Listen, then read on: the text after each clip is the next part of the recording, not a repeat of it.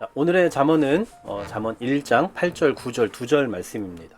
부모님에 대한 이야기를 하고 있어요. 성경은 부모에 대해서 단순히 나를 낳아준 분 정도로만 말하지 않습니다. 대표적으로 출애굽기 20장 12절에 보면 내 부모를 공경하라 라고 말씀하죠. 우리 십계명에 있는 이야기이기도 하지만요. 보통 우리가 부모 공경하면 유교적인 어떤 그 생각으로 접근을 많이 합니다만, 사실은 유교에서 말하는 부모 공경보다 성경에서 말하고 있는 부모 공경이 훨씬 더 방대합니다. 실제로 유대인들의 교육 방식을 봐도 그렇고요. 그리고 성경에서 우리가 이 부모 공경에 대한 그 의미와 내용들을 살펴봐도 많은 부분에서 알 수 있는데, 왜 이렇게까지 부모에 대한 그 중요성을 말하고 있냐면, 부모는 자녀에게 가장 먼저 하나님을 알려주는 사람이기 때문이에요. 하나님을 알려줍니다. 자, 하나님을 알게 한다. 이게 가장 중요한 내용이에요. 삶이 무엇인지, 그리고 뭐가 옳은지, 하나님 앞에서 어떻게 살아가는 것이 옳은지에 대해서 신앙을 가르쳐주는 가장 중요한 스승이 바로 부모인 거죠. 그래서 잠언에 보시면 아버지가 아들에게 말하는 그런 형식이 자주 나오거든요. 근데 그게 단순히 집에서 부모가 자녀에게 훈계하는 거 있잖아요. 너 뭐 해? 하지 마.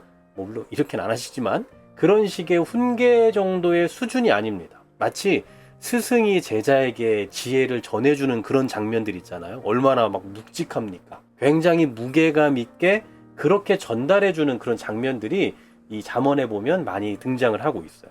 근데 성경은 단순히 아버지가 어머니에게 하는 그런 것만 나오는 게 아니라 어머니의 법도 함께 이야기합니다. 자, 오늘 본문에도 보십시오. 자, 아들아, 네 아비의 훈계를 들으라. 그리고 이어서 바로 내 어미의 법을 떠나지 말라라고 말씀하죠. 아버지만 교사고 어머니는 그냥 곁에 있는 사람이 아니에요. 부모 모두가, 둘 다 모두가 지혜의 교사다 라는 이야기죠. 그러니 하나님은 가정 안에서 부모를 통해서 지혜를 가르치기를 원하신다. 이것을 우리는 생각을 해야 되는 거고요. 또 한 가지 볼 수 있는 것은 이걸 보세요. 아버지의 훈계, 법, 이거 우리 자녀들이 들을 때 얼마나 듣기 싫은 이야기입니까? 그런데 이것을 너무나 아름답게 표현해요. 보세요. 내 머리에 아름다운 관이요, 내 목에 금사슬이래요.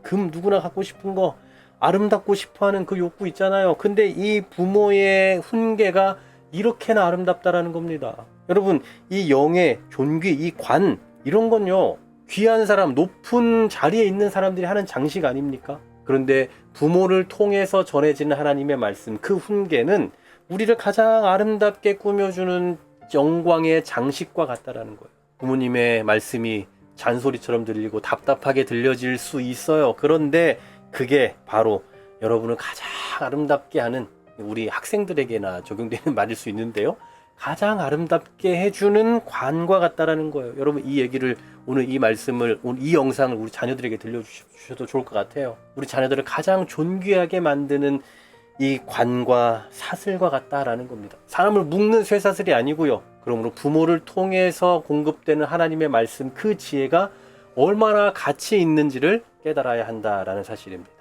우리가 이제 지혜에 대한 이야기를 하고 있는데요. 이 지혜 학교에 입학했다 제가 어제 말씀드렸잖아요. 근데 지혜는요, 사실 평생이 걸리는 작업일 거예요.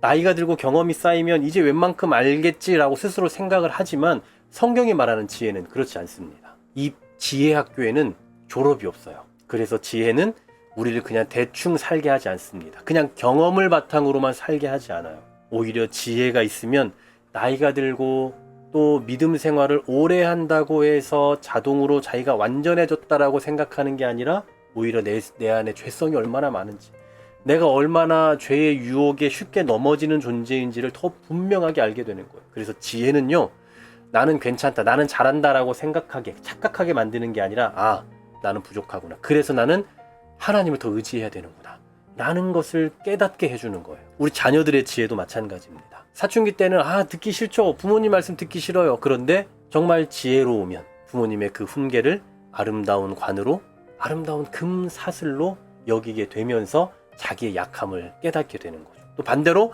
자기의 부족함을 깨달으면서 부모의 그 훈계를 기쁘게 달게 받게 되는 겁니다.